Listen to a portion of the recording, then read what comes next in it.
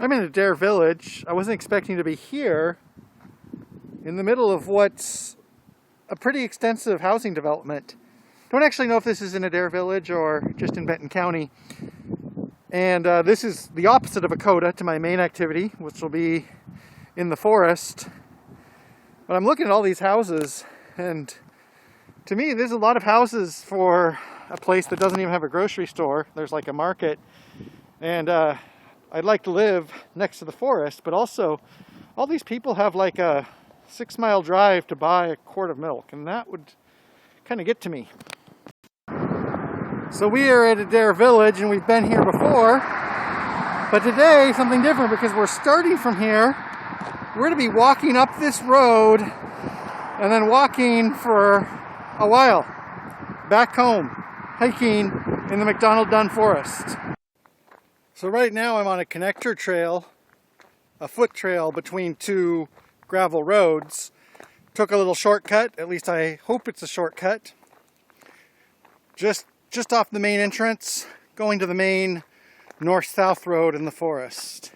This is also the research forest of Oregon State University, so they're doing things here for research, I suppose. So it's not a pristine natural park designed for beauty. It's this working forest for science. So there's a lot of cutting and stuff going on here. This is Miller Lake, an artificial lake, a reservoir. And in that direction we have Road 500, and that's the road I'm going to be following south back to Corvallis. So not much has happened except a steep climb. Now I'm kind of on the ridge top.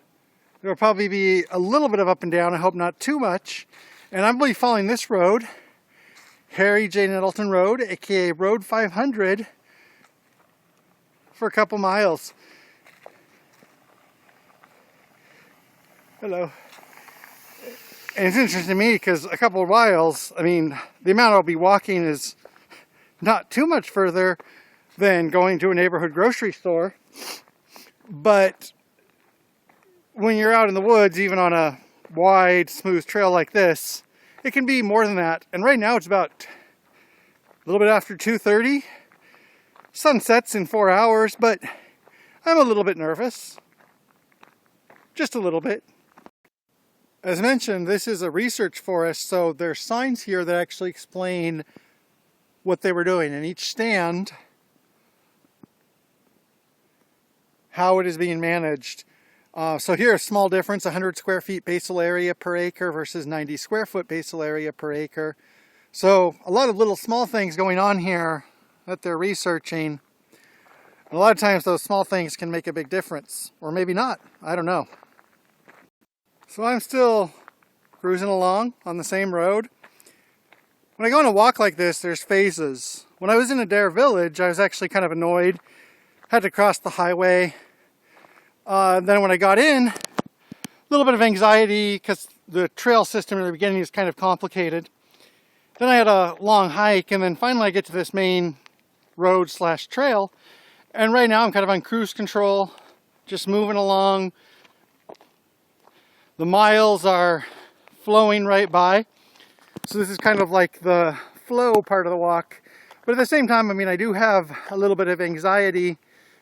I shouldn't say anxiety, but you know, a little bit of concern in the back of my head because I'm out in the woods. But that hasn't really kicked into high gear yet. Right now I'm just kind of cruising along.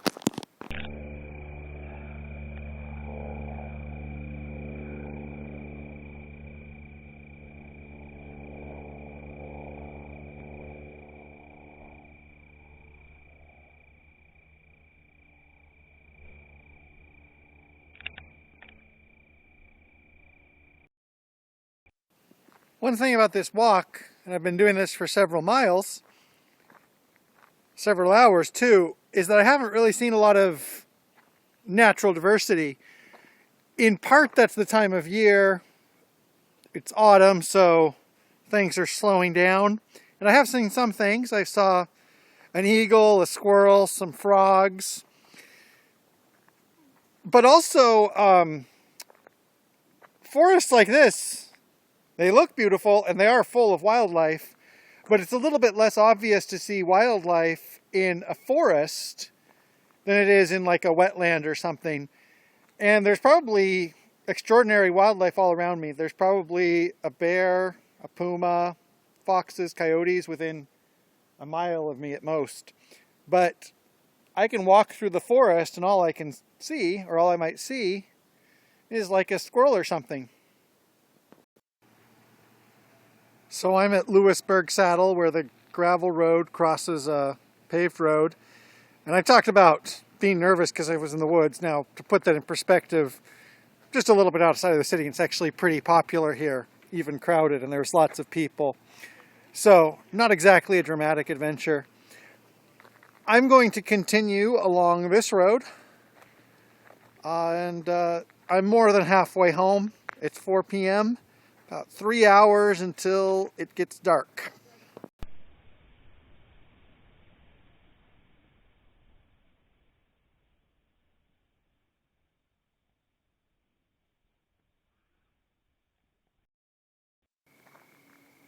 I'm back at Jackson Creek, or I've reached Jackson Creek.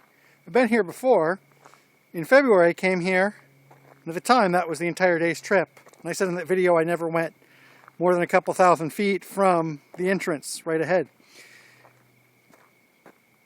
And today I don't know how many miles I've walked to get here. It's probably kind of hard to find out because I don't know if there's exact lengths of the trails published anywhere. But it's been a long adventure. A good thing because this might not be possible during the winter. And I still have a ways to go, but you know, since I've reached somewhere that I've been before, it feels different.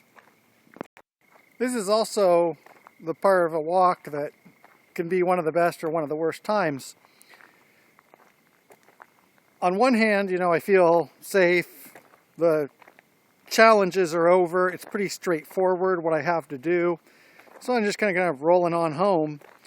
On the other hand, it's also the point where my legs are kind of tired and not much more to see. My mind is kind of checked out.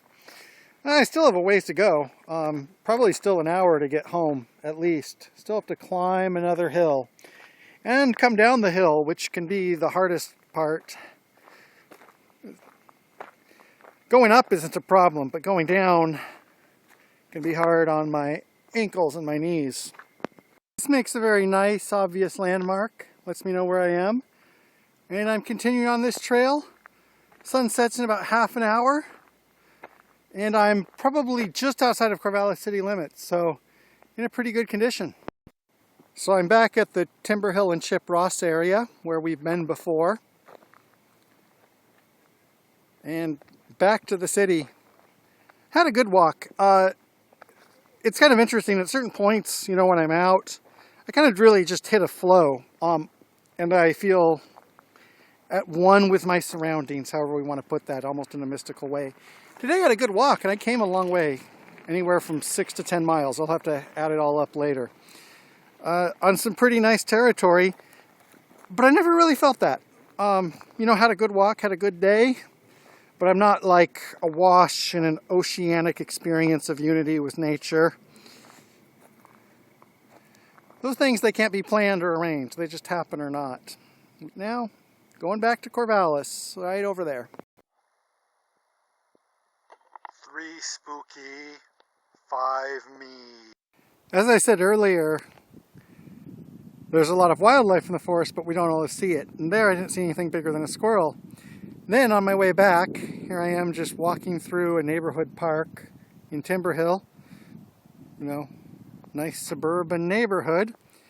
And this is where you see the megafauna. There's probably lots and lots of deer in the forest. They were just a little bit far away from me, I couldn't see them. They're probably here because they have maintained lawn, and also people scare away the top predators. So here they probably don't have to worry too much about puma. Up in the forest they would have to. Oh, it's just one of the ironies of how we experience nature. I'm at the bus stop at Timber Hill Shopping Center.